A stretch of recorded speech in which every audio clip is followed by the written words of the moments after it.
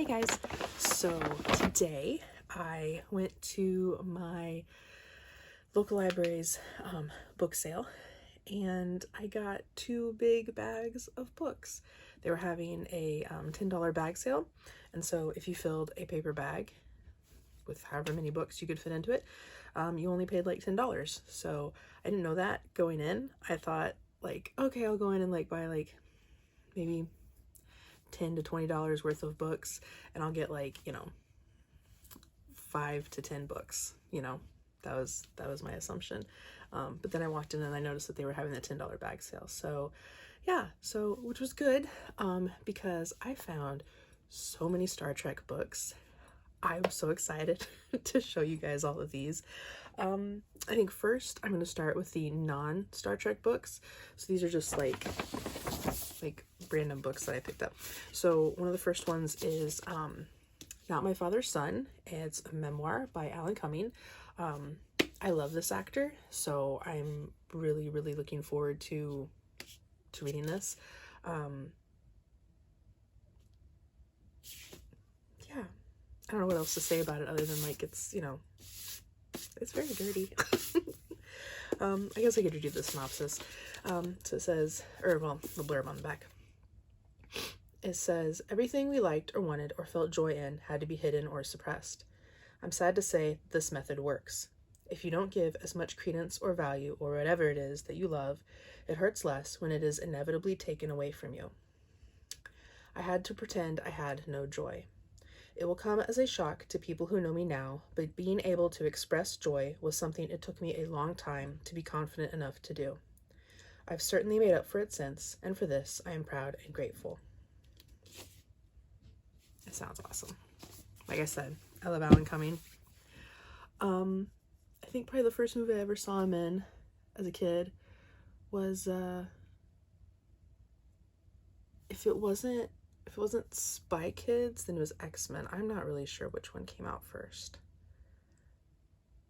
I think those were the first. No, when he was in which James Bond film was he in? Was it GoldenEye? My husband would know. I love my James Bond films, but I'm like really bad at remembering which ones are which. Anyway, that's the first Alan Cumming movie I ever saw. But anyway, the next one is Genome. It's the autobiography of a species in 23 chapters by Matt Ridley. This has actually been something that's been on my TBR to buy for an awfully long time, so I was really excited to find it. It says, the genome's been mapped, but what does it mean? Arguably the most significant scientific discovery of the new century, the mapping of the 23 pairs of chromosomes that make up the human genome raises almost as many questions as it answers. Questions that will profoundly impact the way we think about disease, about longevity, and about free will.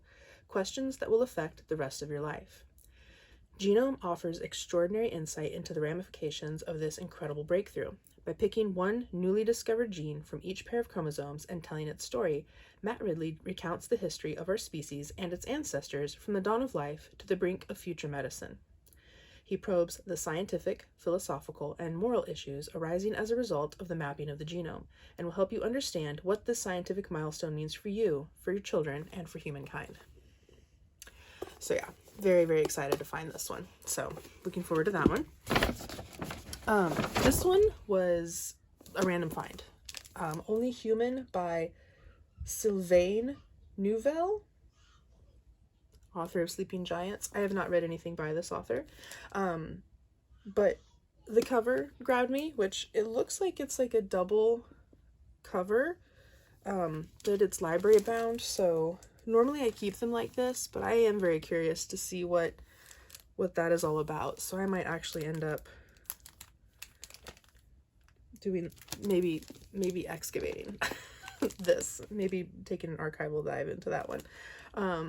But the synopsis is on the inside of this one, and it's kind of got little thingies over the words, so I do apologize if I can't read it very well. Brilliant scientist Rose Franklin has devoted her adult life to solving the mystery she accidentally stumbled upon as a child a huge metal hand buried underneath the ground outside Deadwood, South Dakota. The discovery set in motion a cataclysmic chain of events with geopolitical ramifications. Rose and the Earth Defense Corps raced to master the enigmatic technology as giant robots suddenly descended on Earth's most populous cities, killing 100 million people in the process. Though Rose and her team were able to fend off the attack, their victory was short-lived. The mysterious invaders retreated, disappearing from the shattered planet, but they took the scientist and her crew with them. Now, after nearly 10 years on another world, Rose returns to find a devastating new war, this time between humans. America and Russia are locked in combat, fighting to fill the power vacuum left behind after the invasion. Families are torn apart, friends become bitter enemies, and countries collapse in the wake of the battling superpowers. It appears the aliens left behind their titanic death machines, so humankind will obliterate itself. Rose is determined to find a solution, whatever it takes. But will she become a pawn in a doomsday game no one can win? So, that one sounded really cool. I like anime that has the mechs and stuff like that in it, like Gundam and stuff like that. So that kind of made me think of that. And so, yeah, so I picked this one up because, one, for the cover, but then also it sounds like it's gonna be pretty cool. So, oh, this was the library was giving away this free book. It's a collection of poems by a local author. So other than that, I know nothing about it. It's called Poems from a Wooded Lot by Joan Prade Lyons. I'm not normally a poetry person, but if it's a way to support local authors / free, then I will do that. Hopefully I like it enough that I would want to maybe actually invest in like buying, you know, the actual poetry book from her. But yeah, so the next one is Angela's Ashes, a memoir by Frank McCourt. This one, so I was making some fast decisions at this sale. And it looked familiar. It looked like something that I had added to my TBR. So I just kind of snatched it up. Especially because, like I said, we were just filling bags, for $10 each. And so after I had already bought like put other things that I wanted in my bag, I still had room, and I was like, why not? So I don't actually really remember what this is about. It has a bunch of like quotes from people. I really hate when they put just quotes from people in the back instead of actually telling you like a synopsis of what it is.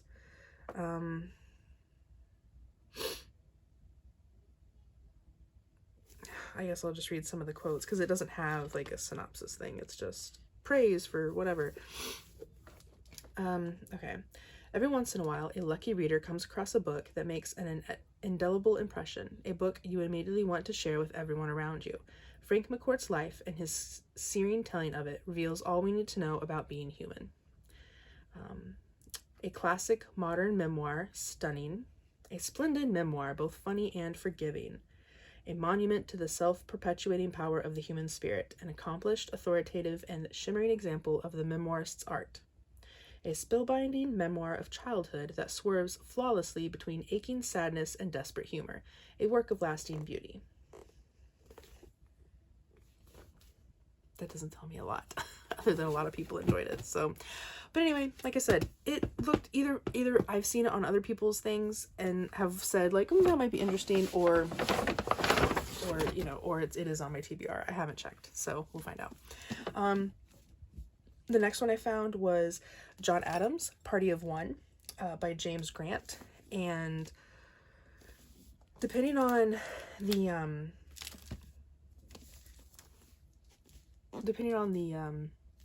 subject, like historical figures, I do really enjoy like books like autobiographies or biographies or whatever. So we'll see about this one. Again, it looked like I'm pretty sure that I've added this to my TBR somewhere, or that it was suggested to me. But I know that there's more than one John Adams book out there, so this could be the wrong one, but I'm almost positive that this is the right one. So fingers crossed that I got the right one. John Adams was an undiplomatic diplomat and an impolitic politician. Impolitic? I never heard that word before. A fierce revolutionary, yet a detached and reluctant leader of the nation he helped to found. Few American public figures have ever been more devoted to doing the right thing or more contemptuous of doing the merely popular thing. Yet, his Yankee-bred fixation with ethical propriety and fiscal conservatism never stood in the way of his doing what was necessary. Adams hated debt, but, as minister to the Netherlands during the Revolution, was America's premier junk bond salesman. And though raised as a traditional Massachusetts Congressionalist, Adams was instrumental in bringing about the consecration of the first American Episcopal bishops. He was a warm and magnanimous friend, and, on occasion, a man who fully vindicated the famous judgment of a rival he detested. Adams, said Benjamin Franklin, means well for his country, is always an honest man, often a wise one, but sometimes, and in some things, is absolutely out of his senses. James Grant examines this complex and often contradictory founding father in the most well-rounded and multifaceted portrait of Adams to date, chronicling Adams' life from his beginnings on a hardscrabble Massachusetts farm to the Continental Congress, the Court of St. James, and the White House. Grant traces the words and deeds of one of our most learned but politically star-crossed leaders. Yeah. So it sounds really good. Okay, I think we're getting into the Star Trek books now. I don't think there's anything else. No, there's something else. I know there's a Bill Bryson book that I got in here somewhere. It might be in the other bag. That's fine. We'll just start with the Star Trek stuff now. So let me put these guys over here. Okay. These are not in order at all. There were mostly original series books. There were a few Next Generation, and there were lots of Next Generation that I left because that's mostly what I already have. And then there were a bunch of Deep Space Nine. So I grabbed every Deep Space Nine and every original series one that I didn't have, because I think there were 2 original series ones that I saw that I already have, and then I did snag up a few new Next Generation ones that I didn't have yet. So we'll just go through them all. So Star Trek Invasion First Strike, book 1 of 4. So hopefully the other 4 are in here somewhere, because I'm gonna have to track it down.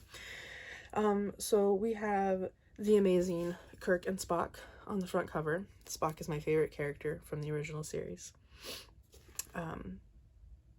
As far as captains go, Kirk is probably my second favorite. Picard for sure is my first, and then Kirk and Sisko kind of battle it out for my second, but I think I would give it to Kirk. Long ago, even before the days of myth and legend, our worlds belonged to them. Now they want them back. Captain Kirk is stunned when the Federation receives an urgent plea for help from the Klingon Empire. A mysterious starship has invaded Klingon space and resisted all their efforts to destroy it. Establishing contact with the stranger's ship, Kirk discovers that it is only the vanguard of a vast alien fleet obsessed with conquering the Klingons, the Federation, the Romulans, and all who dwell in the space that was once their own. The invasion has begun. So this is Diane Carey. Across time and space comes a fury. Oh, there's like snakes. There's like snakes in the back of the... So I wonder if they're snake-like aliens. The beginning of the ultimate Star Trek saga. Yeah. So, the next one. Oh, this one I was so excited about because it has a dinosaur on the front. It's Kirk, Spock, and a dinosaur. Like, Star Trek and dinosaurs? You've got me. I will probably love the shit out of this book, whether it's good or not. So this is another Diane Carey, and Dr. James, I'm assuming that's an I, Kirkland. Kirk is stranded in an alternate timeline as the fate of human existence hangs in the balance. This is number 75. I don't think this one had... Yeah, so it's like some of them have like the numbers, because I know there's like, so like with Next Generation, there's numbered ones and there's non-numbered ones. So this is number 75 of the original series, it looks like. So, okay. While testing a new shielding device, the USS Enterprise is caught in the middle of a Klingon-Romulan battle. When the Enterprise crew rescues a life pod, they are confronted by a Klingon who claims to know nothing of human existence. Convinced the Klingon is telling the truth, Captain Kirk hurries to Starfleet headquarters in search of answers. But upon arriving on Earth, the Starship Enterprise crew finds that Earth is a vast, jungle-like paradise where large reptilian animals rule, with no sign of human life anywhere. Now, Kirk must travel to the past in search of the key to the mystery, or face the destruction of the human race. It's great. I love it. I'm so excited to read that one. That one might jump to the top of the list. I know that they're in order, so I'm reading the Next Generation ones in order. I probably should try to read the OS in order too, but okay. This one is Star Trek V, The Final Frontier. So this must be a novelization of... Okay, yeah. So this is a novelization of Star Trek V, the movie. So, yeah.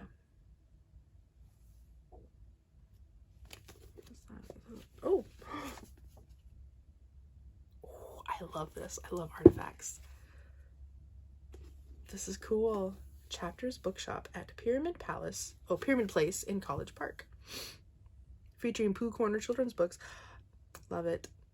A new bookmark. A free bookmark. I love artifacts. I love artifacts. I love book tattoos. I call them book tattoos. So they're like, it'd be in one of the library copies. That's a book tattoo. That kind of stuff is cool to me.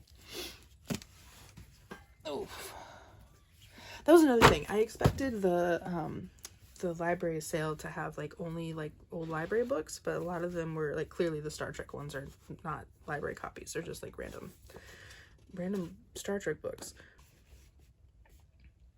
The planet Nimbus 3, a desolate, forbidding world situated in the heart of the neutral zone. Unremarkable, except for one thing. Nimbus 3 is the site of an unprecedented attempt at cooperation among the galaxy's three major powers. Here, to this planet of galactic peace, the Klingons, the Romulans, and the Federation have all sent ambassadors who are working together to develop the planet, an experiment that, if it succeeds, could transform the galactic balance of power. But now, terrorists have seized control of Nimbus 3, and when Captain Kirk and the crew of the Enterprise attempt a dramatic rescue, they discover a threat unlike any they have ever faced. A threat that will force them to confront the inner demons of their own secret pasts, and the forbidden secrets that lie at the center of the galaxy itself. So, a novelization of the movie. But I'm still looking forward to it. It'll be good. Okay. Star Trek The Starless World by Gordon Eklund, by Nebula Award-winning author. So this one's a little bit more of a thinner one compared to the other ones that I was just looking at. One man's heaven is another man's hell. Now Kirk and the crew of the Starship Enterprise are captives in a fool's paradise whose strange inhabitants are more than willing to face the judgment of their angry god, a black hole that will swallow them all and disgorge them into kingdom come. That sounds really good. I'm so excited. Like, with Book Trek happening, like, the fact that I found all these, like, just blew my mind. So, Star Trek, number 42. 42 is my favorite number. Ooh, that's cool. Hopefully this one's a good one.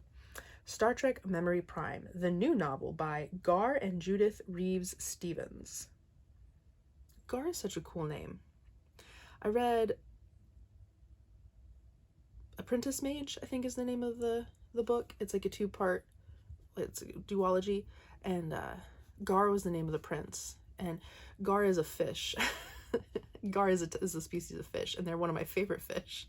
So I think it's cool that there are people that are actually named Gar. So, side note. Anyway, that dude's got some nails. He's got a good manicurist. It is the central core of an immense computer library, an entire network of research planetoids. Here, the Pathfinders, the only artificial intelligences legally permitted to serve the Federation, control and sift the overwhelming data flow from thousands and thousands of research vessels across the galaxy. Now, the greatest scientists in the Federation have gathered here for the prestigious Nobel and Z. Magnis Prize ceremonies. Unaware that a deadly assassin is stalking one of them, and as Captain Kirk struggles to save his ship from sabotage and his first officer from accusations of murder, he discovers the hidden assassin is far from the deadliest secret lurking on Memory Prime. That sounds like a good one. Oh, this one is incredibly dirty. It's like cobwebs and everything on this one. Okay, let's take care of some of that. Okay. Star Trek number 63, Shell Game, the new novel by Melissa Crandall. It's got Kirk and McCoy on the front. McCoy is probably, of the original cast, McCoy is probably my second favorite character. It was Spock, McCoy, then Kirk. And then the other ones kind of trickle down after that. Shell Game. While on a routine mission to retrieve a research drone for recycling, the USS Enterprise encounters a Romulan space station adrift within Federation borders. Exploring the lifeless station, the crew finds ghostly apparitions flitting at the edges of sight. Soon, the USS Enterprise is also inexplicably without power. Captain Kirk and his crew must now solve the mystery of the strange apparitions before the starship suffers the station's fate. The situation becomes desperate when a Romulan warship arrives looking for the station, and the Romulan commander accuses the Federation of treachery. Before Captain Kirk can save the Starship Enterprise from complete destruction, he must avoid becoming drawn into a deadly shell game, a game that will leave no winners and no survivors.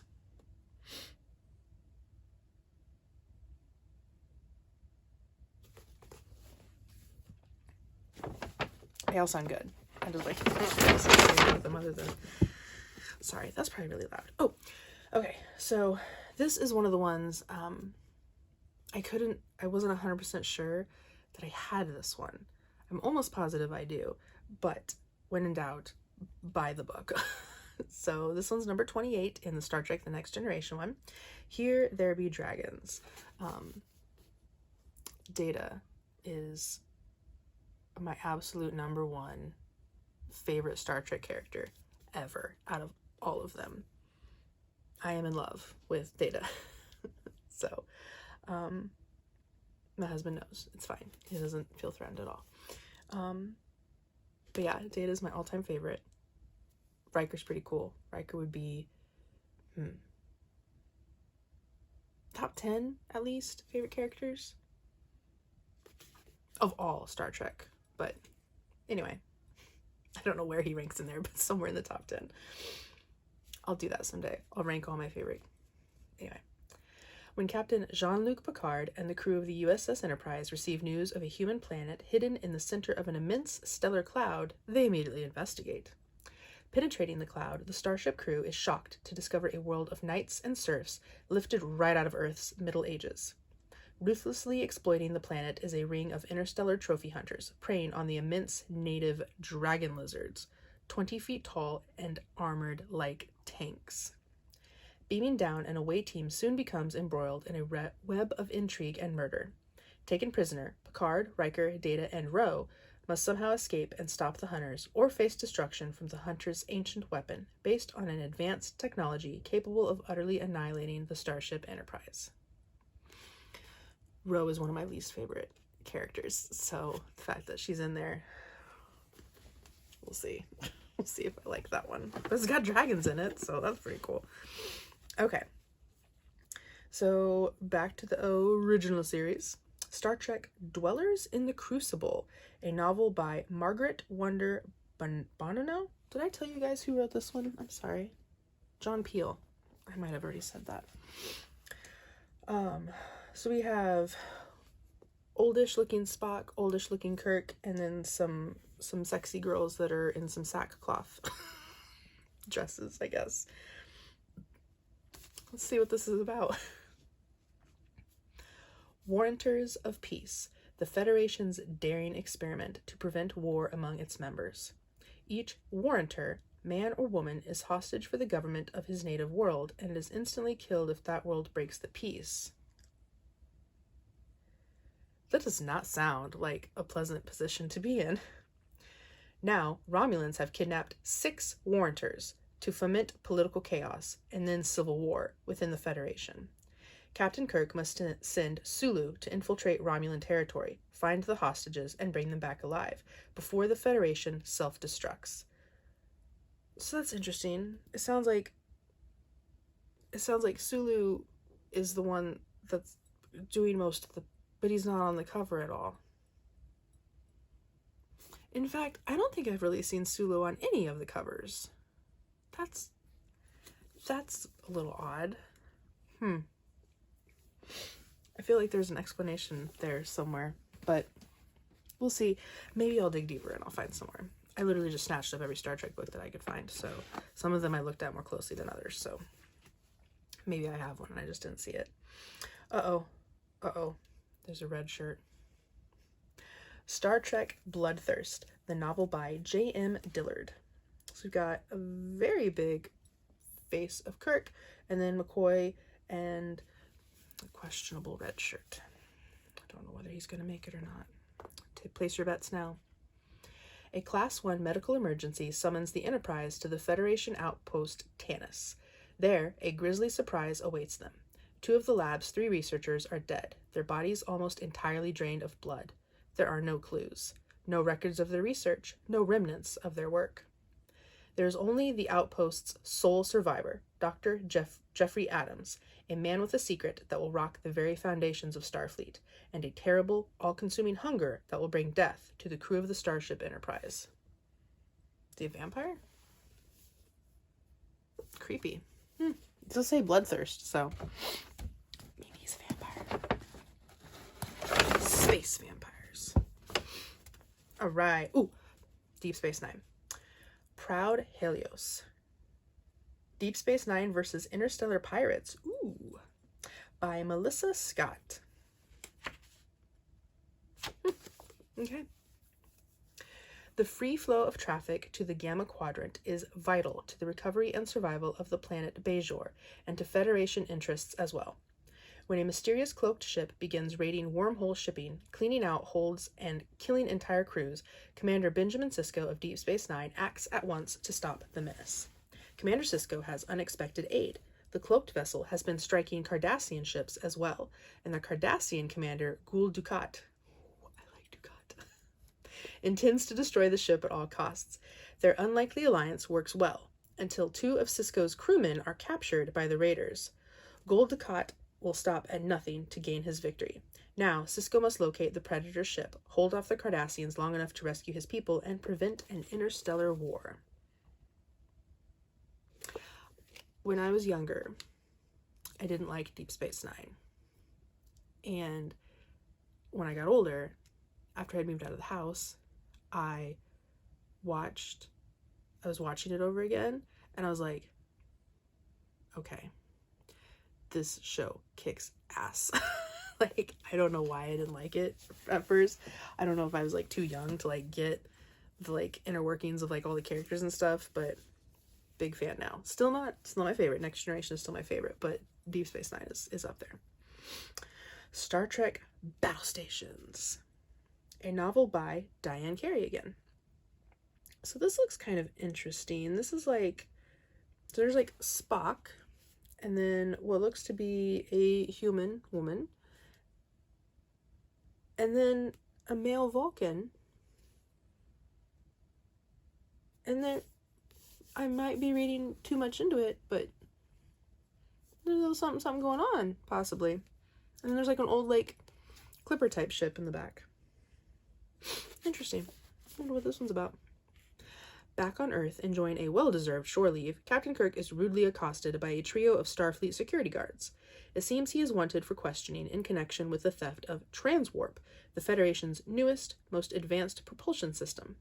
Could Captain Kirk, Starfleet's most decorated hero, be guilty of stealing top-secret technology? With the aid of Mr. Spock, Lieutenant Commander Piper begins a desperate search for the scientists who developed transwarp, a search that leads her to an isolated planet where she discovers the real and very dangerous traitor. Is he the traitor then? Uh-oh, this is a sequel to something. It says the sequel to the New York Times bestseller Dreadnought, which I do think I have somewhere in here. But hopefully. Star Trek number 50, Doctor's Orders, the new novel by Diane Duane. There's a lot of Dianes, is that right, for Star Trek? This is fun. I like this one. It's got Spock and McCoy, my boys, and the fun galaxy in the back and the Enterprise. Love it. Okay. When Dr. McCoy grumbles once too often about the way the Enterprise ought to be run, Captain Kirk decides to leave the Doctor in command while he oversees a routine diplomatic mission. You think you can do better? There's a chair. Do better. Kirk beams down to a strange planet nicknamed Flyspeck to negotiate its admission into the Federation, leaving Dr. McCoy to enjoy his new authority. However, the Doctor soon learns that command is a double-edged sword when Kirk disappears without a trace. Desperately trying to locate his captain, McCoy comes under pressure from Starfleet to resolve the situation immediately. Matters go from bad to worse when the Klingons arrive and stake their own claim on Flyspeck. Then another, more deadly power threatens them all, and suddenly, Dr. McCoy and the Enterprise find themselves pitted against an alien fleet in a battle they have no hope of winning. Wow. That one sounds like a lot of fun. McCoy, what are you doing? Like, I get it. You can complain all you want, but oh my god.